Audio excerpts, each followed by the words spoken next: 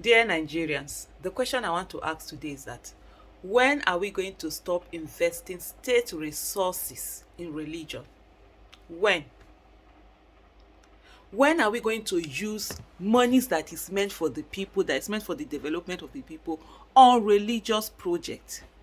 Nigerians are busy. We are busy with religiosity, but there's no fear of God in us. We are religious but godless. The way Nigerians carry religion on their head, you will think that Nigeria is a place where, people are not killed anyhow. You can leave your door open and nothing will happen to you. Monies are not stolen, no corruption, people are helping each other. There is employment, there's development. These are what religion teaches us. The major religions we practice in Nigeria, this is what it teaches. Love your neighbor as yourself.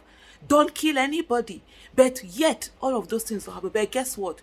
All the time, state resources are being poured into religious projects.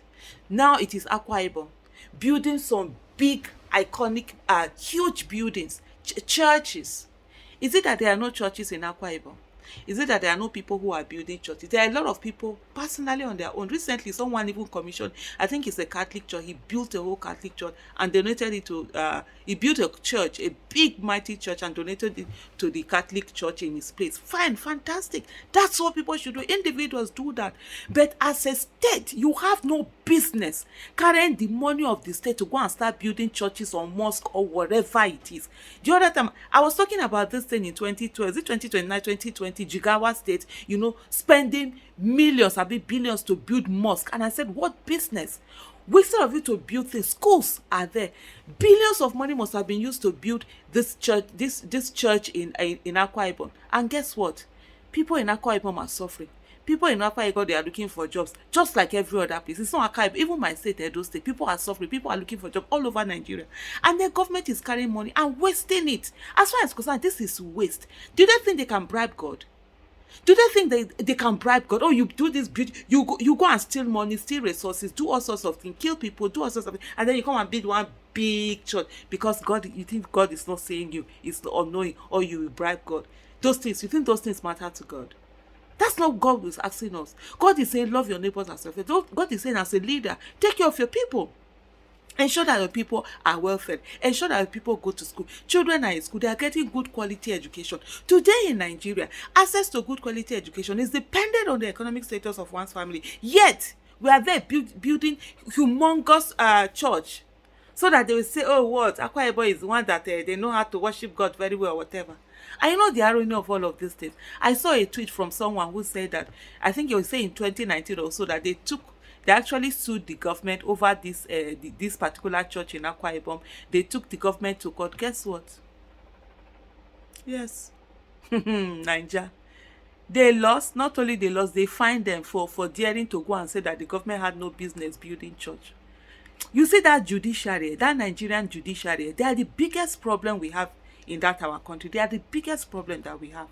Can you just imagine? You wake up in the morning. Okay, imagine the money, that whole money that was used to build that is put like in a fund, like in an educational fund, whereby children, you understand, indigent children are given good quality education for them to from primary up to university, or even from nursery. And for me, if you and sometimes you just get angry at the fact that who are these people who are in leadership position that don't care about the people? For me, just imagine, for example, myself, I would have said government remove its hands from even education.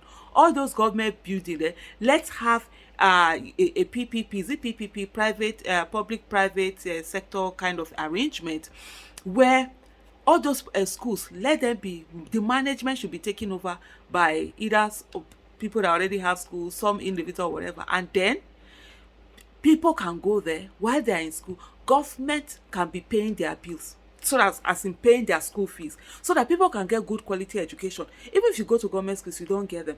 Put that money to something like that, or even say that, okay, so that you ensure that they are getting good quality education right from nursery school all the way to university, and they will come out and have good jobs. They'll be able to contribute to the society, to nation growth and everything. The country will move better.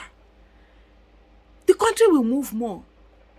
The state will move more, the state will do more. Then you're developing the the human capital of the state. By developing the human capital of the state, those people, they're going to also be contributing to the economy of the state.